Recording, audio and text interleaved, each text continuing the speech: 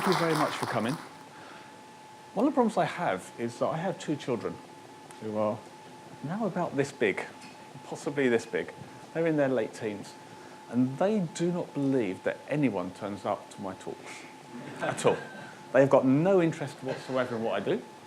So I'm going to take a photo of you to prove that someone turned up to my talk. They still won't believe it. They'll think it's Photoshop, but... So this is a serverless conference. You are all very, very aware about serverless. At least I should hope so by the middle of day 2. I don't and have never used Amazon Lambda. Has anyone here not used Amazon Lambda and never used any other serverless platform?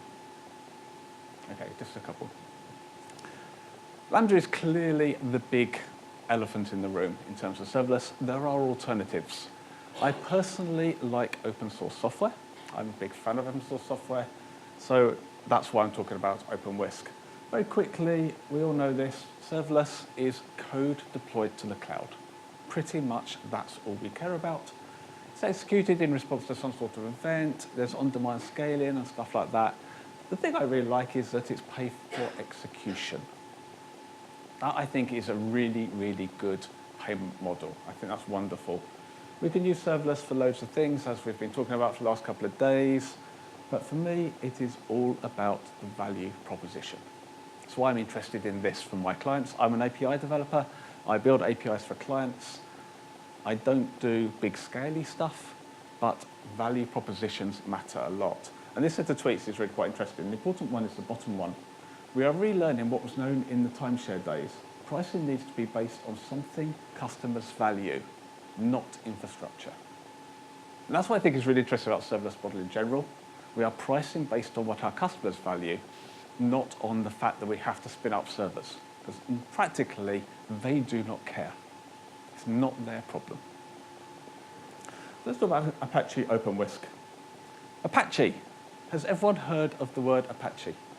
Yes, we have all heard of the word Apache. And when you hear the word Apache, you think web server, the Apache web server, which is the HTTPD project, which was so badly named that everyone calls it Apache. They got better at naming over time, so every other project actually has a name you can pronounce, which is helpful.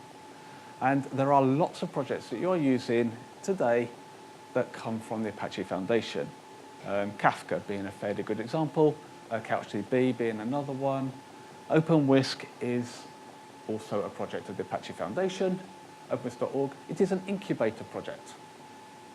Incubation means that it is not a graduate project. It is not a standalone project within Apache Foundation. We have mentors that are helping us become a fully fledged Apache Foundation project, which is mostly around legal and process. It's not about the code or the quality of the code or how good the code is, how stable the code is. That is not what incubation is all about.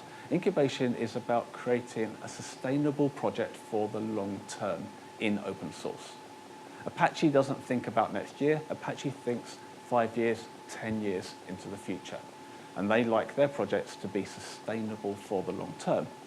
And we would like OpenWhisk to be sustainable for the long term. My personal goal is that I would like serverless to get to the point where we have legacy projects in it, because then we know we have been profitable and successful. We've got many contributors. There's around 130-ish that have contributed code to the code base now. It's a very active project. It's open source. It is self-hosted. There are some public providers that take the source code and run it on their cloud so that you can just connect to it. The big one is IBM. I'm pretty sure everyone has heard of IBM. You've probably heard of Adobe. Adobe run OpenWhisk. So if you want to write code that interacts with your Creative Cloud files and your Creative Cloud resources, you can use OpenWhisk attached to events to manipulate your Photoshop files in the cloud. That is another use case for it. Red Hat also uses it. It is quite ironic that IBM bought Red Hat or is in the process of buying Red Hat, because Red Hat has been a contributor to OpenWhisk for over a year now. Clearly, it was this collaboration that resulted in the amalgamation of the two big companies. Because it's an open source system, anyone can create a runtime for it. That's what we call each language that you can run within the system. So these are the supported languages today. You've obviously heard of Node.js because every serverless platform runs Node.js. Go, Python, they're all really common. Ballerina. Well, there's a language that you don't get on many other serverless platforms. I'd never even heard of it until the pull request came in. You can also run your own Docker containers, and you can even run your own Docker containers on the public providers, which is really, really convenient for when you have a set of dependencies that do not match our default runtimes. Obviously, you can self-host it, so if you self-host it, you can run whatever you like with whatever limits you want. On the public providers, you're limited to however they have configured it. So the short duration, executions, etc. on the public providers, but not necessarily on your own private cloud. A surprising number of people run serverless in private clouds. Most of them don't talk about it, which is really interesting. So, you want to get started with OpenWhisk. How do you go about doing this? Let's have a little picture. I wish I could claim I drew this picture, but I stole it completely from the OpenWhisk resources and just tidied it up slightly for a black background. We have sources, our events. They're over here on the left. HTTP requests, GitHub notifications, Twitter notifications, cron jobs, whatever. They are sources, events that will result in what we call a trigger. The trigger will map to a rule which tells us which action to run. So we have a decoupling mechanism between our triggers and our rules so we can easily reconfigure them as and when we need them. Actions are the code that executes as your serverless function. The word function is amazingly overloaded in this space. So we'll use the word action for the block of code that is invoked as a result of an event. We can group our actions into packages because it turns out that the average application has more than one action. So being able to group them is a helpful feature. And we can also chain them together in something we call sequences, which we'll look at later. Here's some event providers that you can use. Sometimes we have the word feed that we use for the ones that are generating events in regular sequence. So GitHub hooks, for instance, AppConnect. IBM Cloudant is just a CouchDB install. So if you've got CouchDB, then you can attach an event to it, a feed to it so that any changes in your database can then run a serverless action. That's extremely helpful. I'm quite glad they picked CouchDB because I've been using CouchDB for years and I really like it as a database. Message queues, Kafka is the one that's connected by default. No reason why you can't have any of the others. Mobile pushes happen, so having something for that. And periodic cron jobs is also really common as well. So some code. The hello world. We've all seen the hello world. If you've done any sort of JavaScript, you've probably seen code that looks like this. This is actually in Python because it's slightly more interesting to me than JavaScript, and I'm a rubbish JavaScript programmer. Slightly better at Python. We have an entry point, main. It doesn't have to be called main, but we generally use the word main because we're all old enough to remember C. Well, some of us are old enough to remember C, maybe you lot aren't. But the entry point to a program in C was the main function. So by default, our entry point is called main. Main takes a dictionary of arguments, or a hash, or an associative array, or whatever you might call it in your language. All your event parameters come in via that dictionary. You then want to do some stuff, so args.get, we can pull the name parameter that came in from our client and assign it to a variable. If it doesn't exist, maybe we'll use the word world. Then we can construct a message, do our business logic. Not particularly complicated business logic in here. All we do is construct a message called hello and your name. And finally, we return the results back to the client, the service result. So just a JSON object, or it converts to a JSON object if you're not in JavaScript. I'm just going to create a body with my message. You can see I'm very API focused. You need to deploy your action. It's great that you've written your code on your machine, but it needs to go into OpenWhisk. If it's a single file, you do not need to zip it up. But in the real world, it turns out that most actions tend to have more than one file by the time they become non-trivial. So in that case, you're going to zip it up, create hello.zip. -q, because zip is the noisiest command line program I've ever seen. It's incredibly noisy. -q makes it quiet. Then we're going to upload it. Just like every other cloud provider, every other serverless system, we've got a command line tool, WSK. We pronounce it Whisk because vowels were in short supply when this tool was written. I have no idea why we couldn't have put the extra 2 letters in. But Whisk action update. So Whisk tool, what you're operating on, what's your command? And that pattern works across the entire Whisk CLI. Update is a really, really nice command because it will do a create for you if it doesn't exist already, and it will update it if it's already there. So we don't have to worry about creating, we can just use update all the time. And that makes tooling that much easier to write. We don't have to worry about whether it exists or not exists. We can just call update, it will create it for us. Kind is to tell the system which runtime you would like this code to be running. So this is going to be a Python 3.7 project.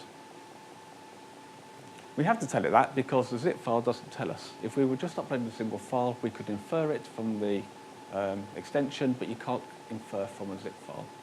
And then you must give it a name. So rather imaginatively, like a good engineer, I've called it hello. Great, we now have our action into OpenWhisk. Then we simply run it. Whisk action invoke. We don't use the word run because that's not technical enough. We use the word invoke. However, you must have your own terminology. Otherwise, no one takes you seriously. Anything in tech is like this. So we invoke our action. Hello is the name of our action. And by default, all OpenWhisk actions run asynchronously. So that you kick them off and it's fire and forget. If you want to get the result back, you have to create a block. You have to block on the command line in order for it to wait for the result to finish. And that's what ---- result does for me. And then I want to pass in a parameter. So the parameter we know is called name, and my name is Rob. So --param, name is Rob. It words and clicks, and you get out hello Rob. And amazingly, we now have the simplest of simple OpenWhisk actions. Do a quick segue and find out what happened under the hood. How did it actually do all that? One of the nice things about an open source project, and if you were in the OpenFaz talk from Alex yesterday, he was able to do the same thing. We can talk about how it works under the hood because you can see it yourself. You can go to the source code and see what's going on. And this is a little bit simplified, but this is basically what's happening under the hood. We have Nginx running as our front end to the system. So although I'm using a command line tool, behind the scene it is simply making HTTP calls to the OpenWhisk system. So you could use curl, for instance. You can use any tool you like that can make an API request, and you can insert, update, invoke, run your own functions, and everything else to do with OpenWhisk entirely via that API. The Whisk one is simply one we've written for you. So we have our Nginx input. We hit a controller, which is the thing that does all the managing of the system. We use console for service discovery, and we use CouchDB to store the data. So when you upload an action into OpenWhisk, it becomes an entry in CouchDB.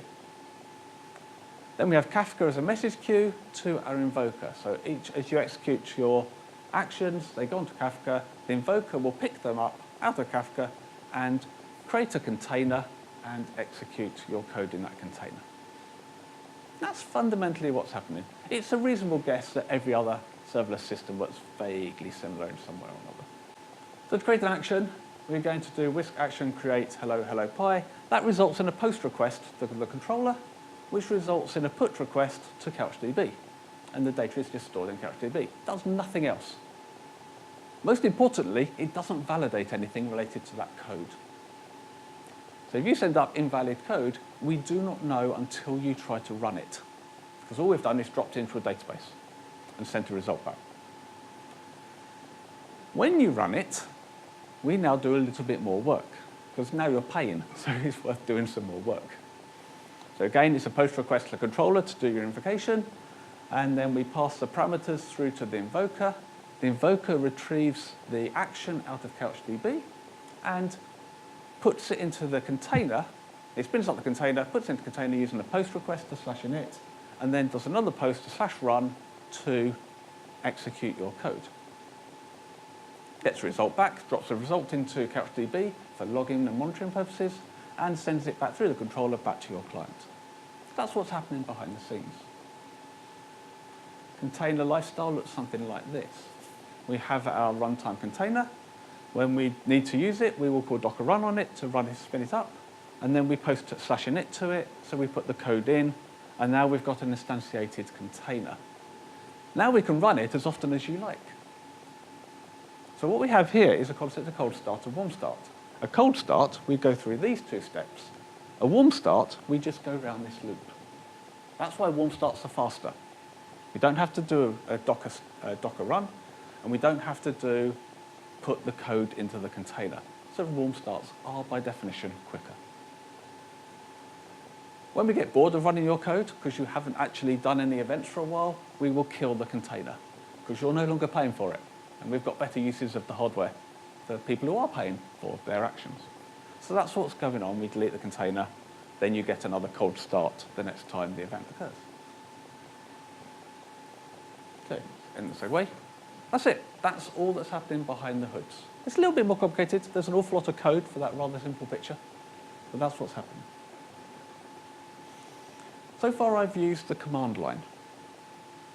In practice, you probably won't use a command line to run your actions other than whilst developing. You're going to be using one of the other events. And by far the most common event used to run serverless actions, at least for me, is web HTTP actions. I said I'm an API person. So in my world, everything is an API. That's how we run code. In OpenWhisk, you can run your actions and make a public endpoint to them just by setting the web flag. Set web to true, and it is going to give you a web-enabled action, an endpoint that can execute this code from the public internet. So then I can use whisk action get --URL to find out the URL to that action, which is a massively long string. And then I can curl it, and I've got public HTTP access. You notice I didn't say the word gateway. I didn't say the word rate limiting. I didn't say authentication, because there's none of that. This is just a public endpoint, which is extremely convenient for webhooks. So I use this for my Alexa skills, for instance, for my Slack bots, things like that. GitHub webhooks is really, really good when you control the other end to a certain extent. If you don't control the other end, that gateway word becomes really, really important. So Apache OpenWhisk clearly has an API gateway. It is built into the system. All the public providers do not charge you extra for using the API gateway, which is quite nice. It's built in. This is the system, as with all the other API gateways in the world, where you can route endpoints methods to particular actions.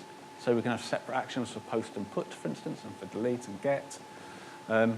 We can set all that up using a Swagger spec. If you know Swagger and you're in the API world, define a Swagger document, you can throw it to OpenWhisk, and it will create the correct routing for you automatically in the API gateway. You can do custom domains, we can do rate limiting, we can do security, API keys, OAuth, etc. Calls, support, analytics, all of that is built into the API gateway. So if you're creating a public API, use the API gateway. Don't use --web true. If you're doing endpoints for webhooks, --web true is really convenient. So how does it work? That's very simple. We've got an HTTP client. I'm an API person. I like curl. I appreciate that most people don't like curl. I think curl is wonderful.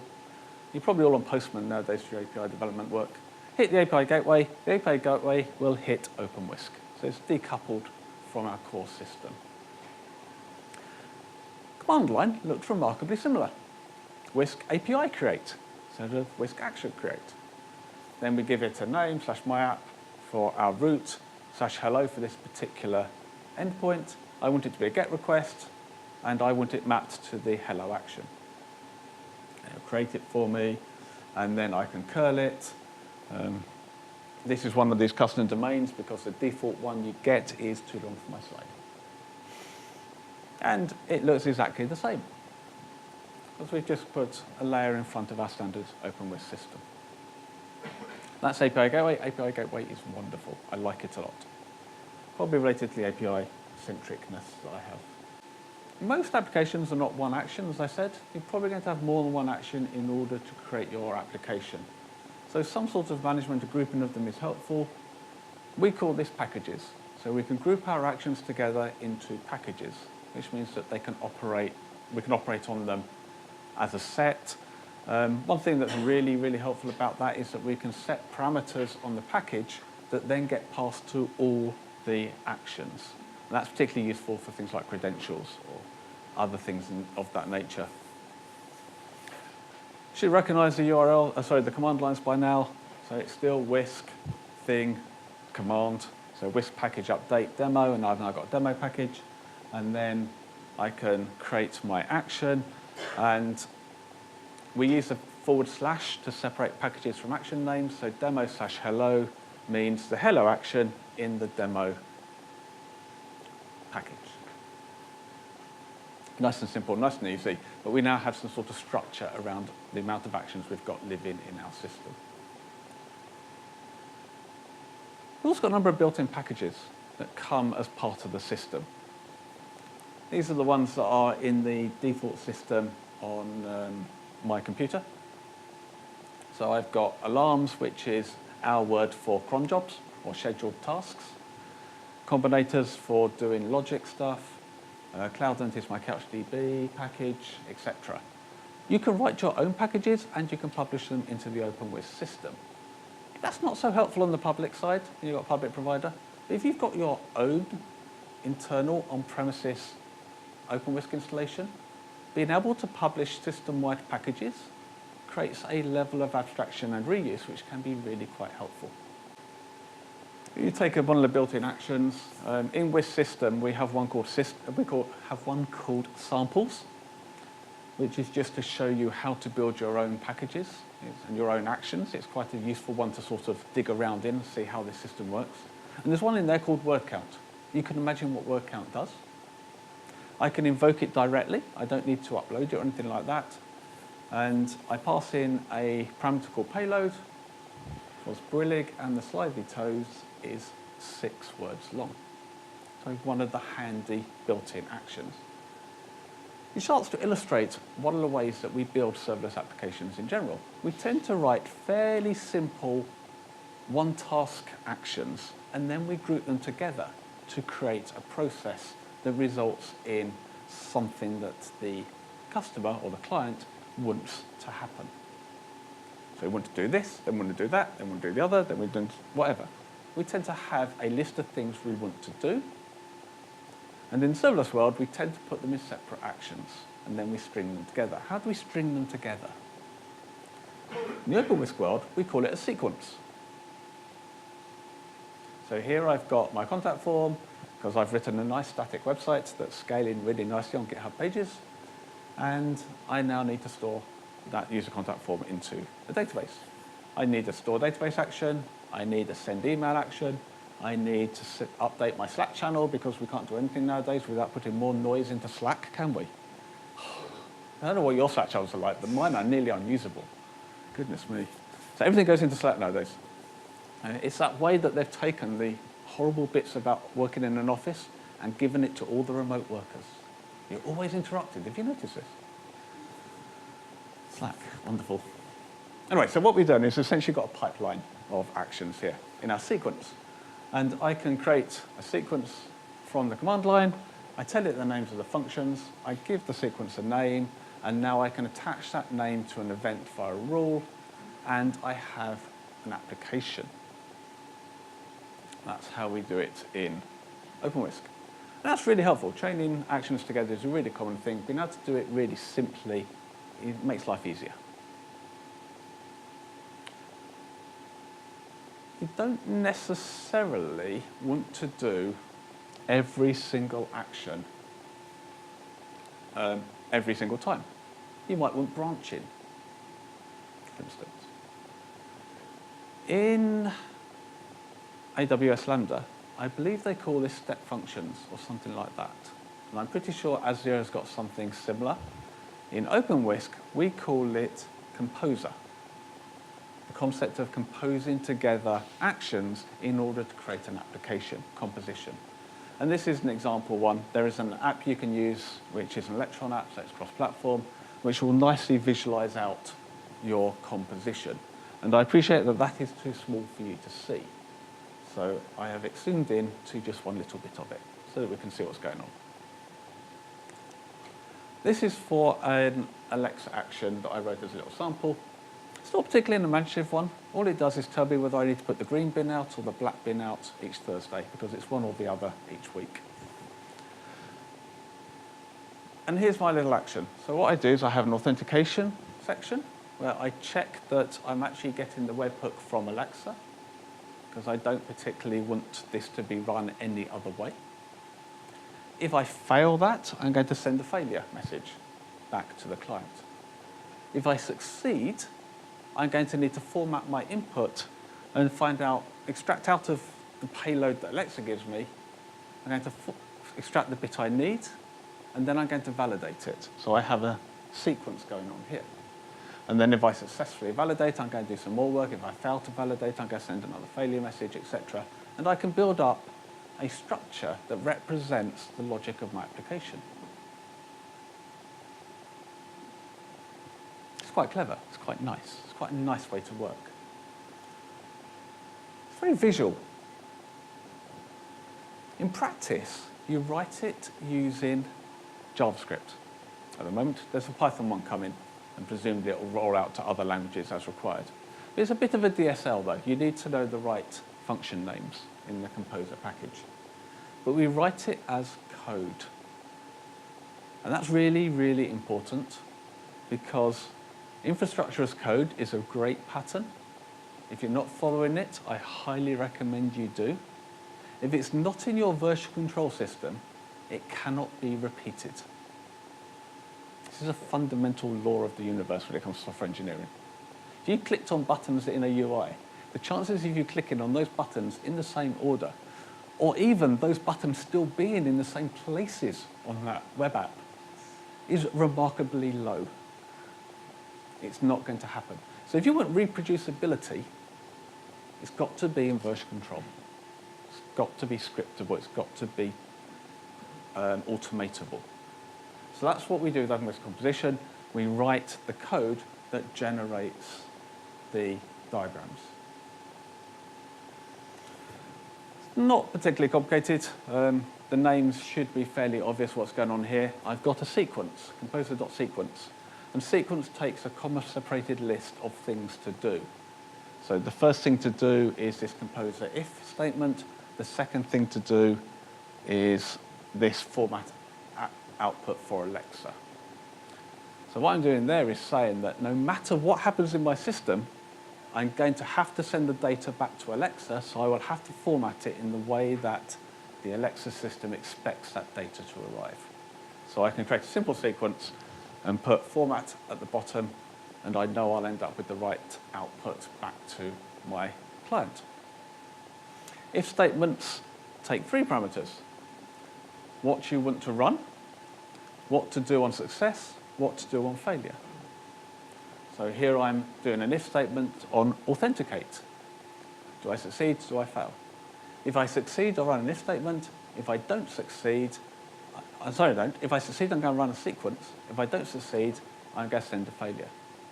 And then the sequence works exactly the same way as before. I'm going to format the input from Alexa, and then I'm going to do another if statement, which is going to validate and either get the next bin day or it's going to send another failure.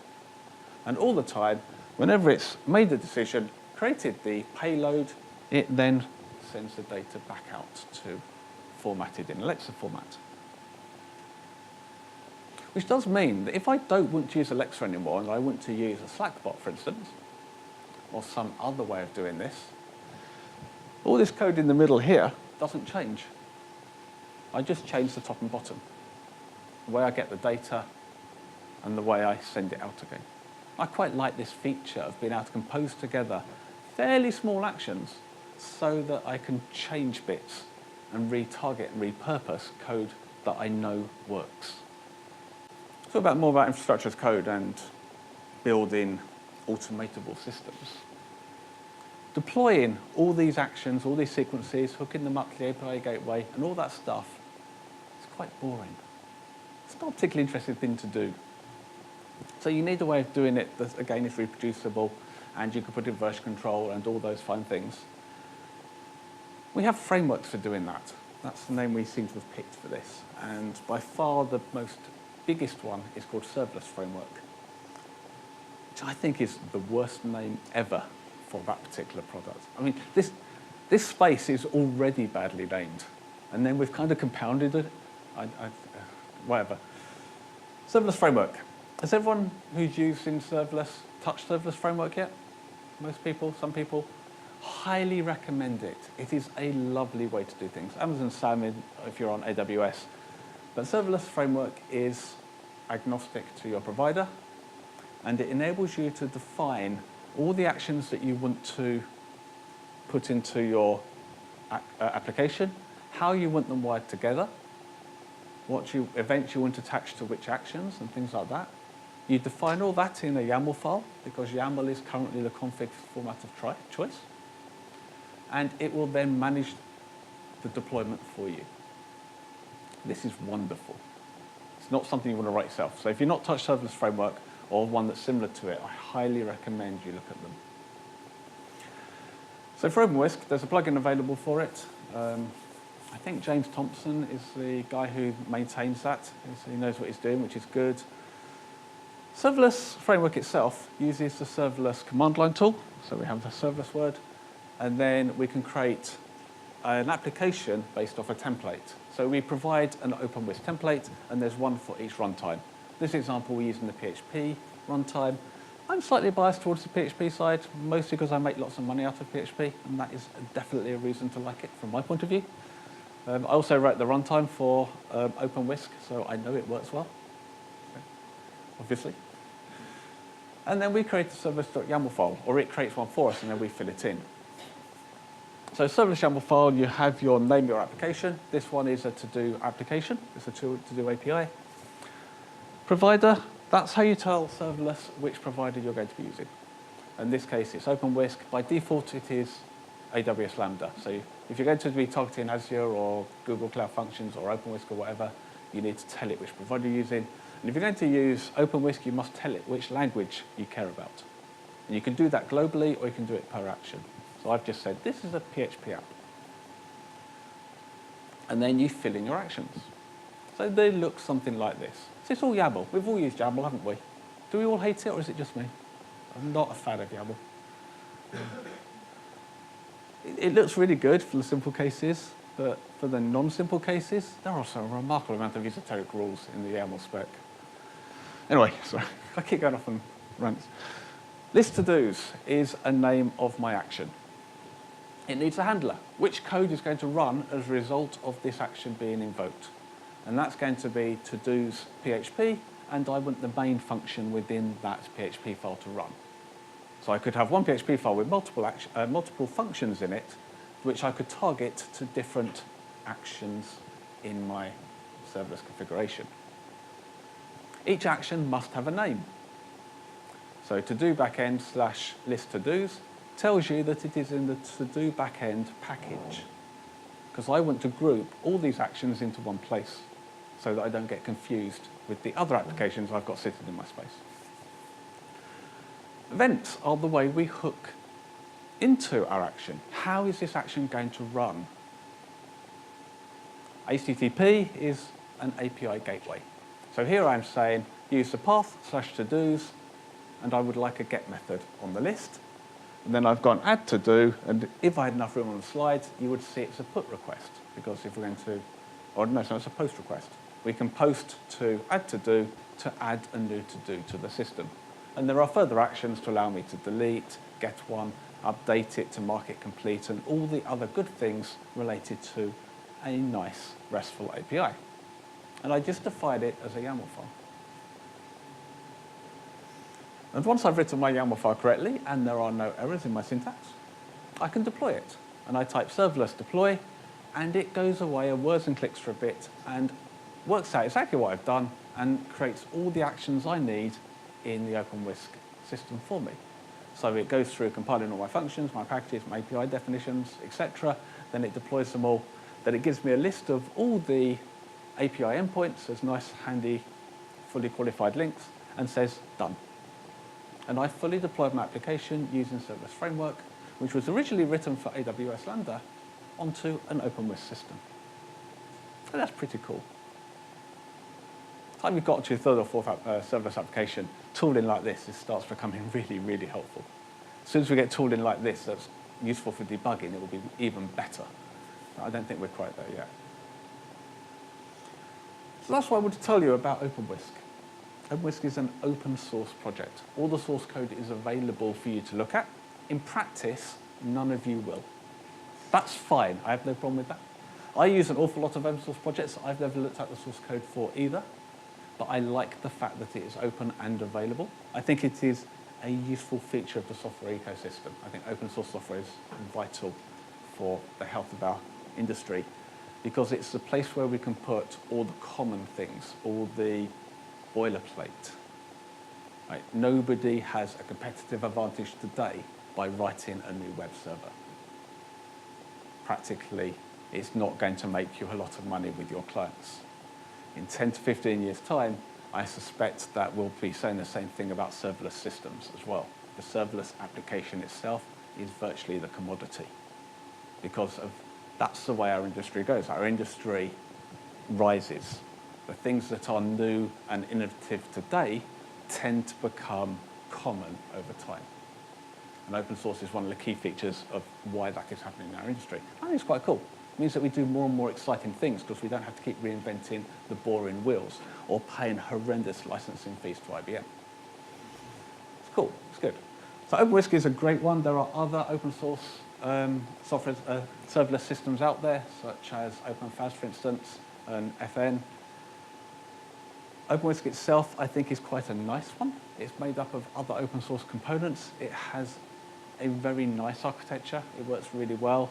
I think it is one that is worth your while to look at. So on that note, I will stop talking, point you at a few resources. So if you care about this stuff, want to learn up more about it, openwhisk.org is the project website, which is full of useful information. If you want to sort of do a workshop type or tutorial type thing to go through and understand and actually run through the sorts of things I've been talking about today, then Incubator OpenWhisk Workshop, which is a massively long name, is an interactive JavaScript-based tutorial. So you fire it up with Node and you type things and it then sends it to OpenWhisk automatically for you and runs it so you can see the output. And you start building up in your serverless application interactively within the tutorial. It's quite a nice way to learn how to use OpenWhisk. Serverless.com, as I say, the serverless framework is a really, really good way to manage and bring your stuff, your application, repeatably into the cloud. So serverless.com is good. And there's a book from O'Reilly, which is a free ebook called Developing Serverless Applications by Raymond Camden, which is worth a read if you want to get into this stuff. Thank you very much.